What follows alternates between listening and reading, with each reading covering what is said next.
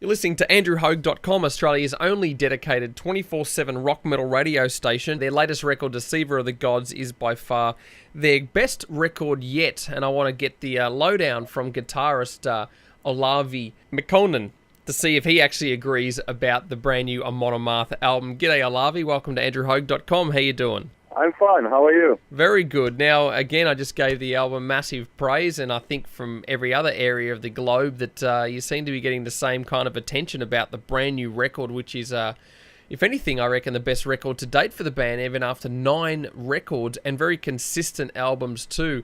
How do you feel about the album? Do you agree that it is, the best record for the band has done so far? Yeah, definitely.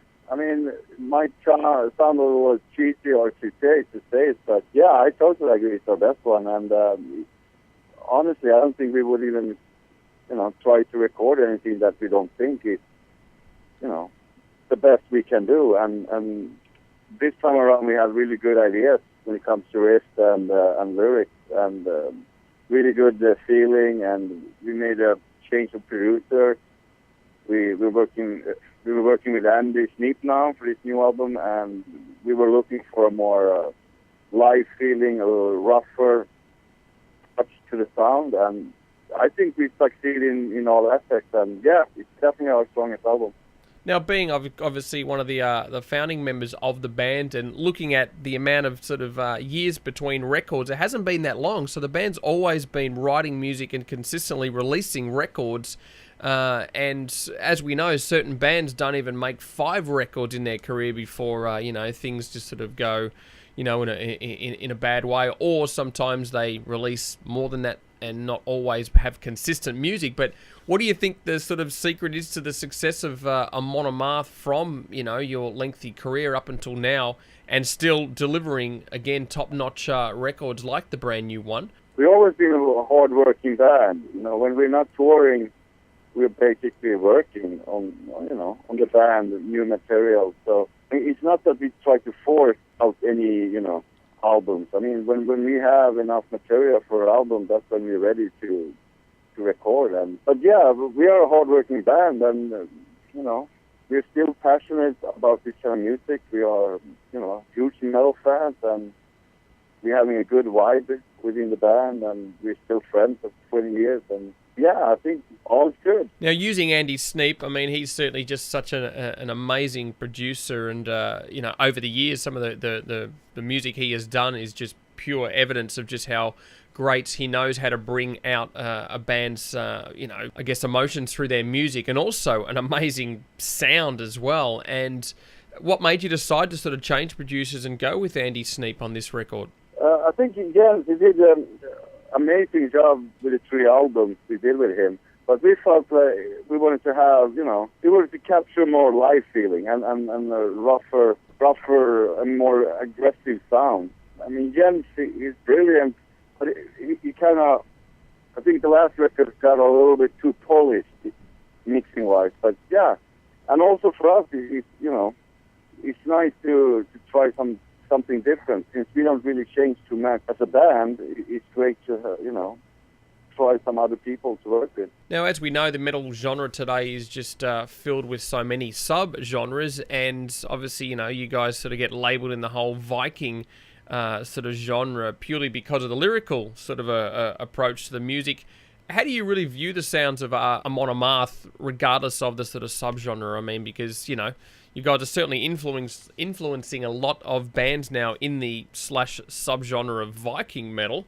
Do you hate that tag? Do you sort of think it's a bit cheesy? I mean, I don't really mind. I mean, we have lyrics about Vikings, and all the visual has always been the Viking imagery. And right here, we're now in America doing the Mayhem Rockstar Festival, and we have a huge Viking ship on stage. And, in Europe, we also have a huge Viking ship on stage.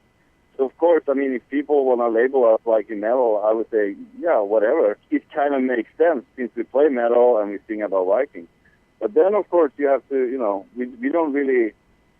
There's a lot of other bands that are labeled Viking metal or pagan metal, they also include a lot of folk instruments and stuff like that, and that's never been our thing. We are a pure metal band. I mean, musically, we're not even close to any other so-called Viking metal band. But I don't know. I don't really care too much, to be honest. For me, it's all metal, and if it's metal, Viking metal, black metal, or heavy metal, or death metal, to me, it's all just metal. Tell us a bit about the current tour in the US, and again, how do you find the translation when the band does play live with its sort of imagery? As you mentioned, you got a Viking ship on stage. I mean, you know, in certain countries, it can be viewed differently. I mean, how is it sort of viewed in the US, which I know you've toured many times, but being on that sort of festival right now, are people sort of, especially newer sort of audience members, looking at the band going, what the hell is this? Do they find it's a bit odd because obviously your European origins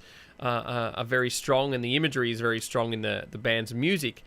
How are you finding the reaction to a lot of newer audience members who've never seen or heard of the band sort of before? I think the reactions have been really good. And for those who doesn't know us, I think we definitely stand out a little bit if you compare to all the other bands.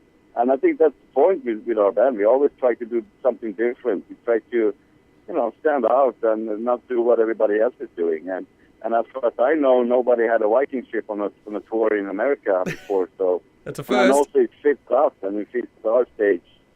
So I think all the new fans and the people that have never seen us before, I think they have they're gonna have a pretty good. They're going to have a pretty good day when they see us. Moving forward, do you guys feel much pressure towards, the reaction from media and fans for the brand new album being Deceiver of the Gods? Do you pay much attention to, all the reviews and praise and think, as they say, it's going to be hard to try and top this album, which you probably might have heard on the last previous albums? Do you really care for that kind of fanfare reaction? I wish I could say that I don't really care or, I don't really read too much, but that's not the case. I try to read as much as possible. But, I'm not worried. I don't think we would try to record an album if we're not happy ourselves. And I'm pretty sure when it's time for the next album, it's going to be a killer album too. Because we have a very high standard when we write songs. We don't work with ideas or riffs that we don't really believe in. And usually stuff that we believe in has worked so far. And I'm pretty sure it's going to work in the future as well. Unless we get crazy and start, I don't know, if we lose our minds and totally don't like metal anymore or whatever. But the way I see it, we're never going to fail. I mean, if we fail and we feel we don't have good material or good songs, I don't think we will even bother to record it then. We will wait until we have 10 or 9 amazing songs until we're going to record next time. So I'm not worried at all. Now, looking to the future, you've been to Australia before, and how are things shaping up for a scheduled tour back to Australia for Amon Amarth? We're looking into coming back to Australia next year, and it's going to be a good time. Can't wait. Awesome. And we have now 2 years of touring lined up, and Australia is definitely in our plans.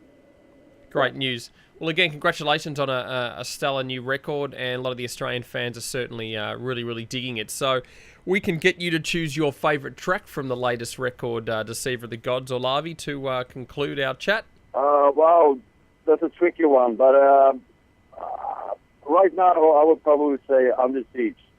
Very good. All right. Thanks again, Olavi. Let's check out some Amon Amarth right now. Yeah, you're welcome, man.